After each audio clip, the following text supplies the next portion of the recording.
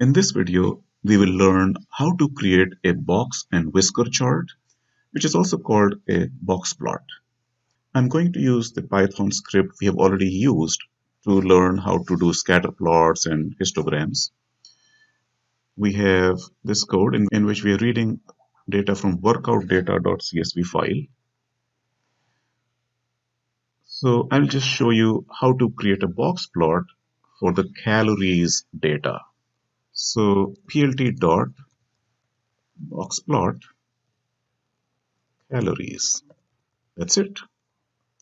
And of course, we can add a title,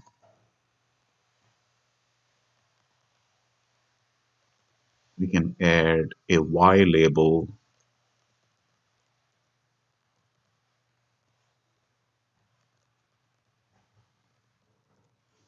and we can even save the file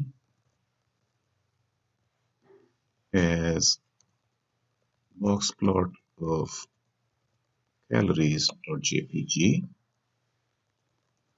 format equal to JPG, and finally plt.show. So that's it. We can run this. It will run everything, including the box plot at the end. There it is. So that's how you do box plots.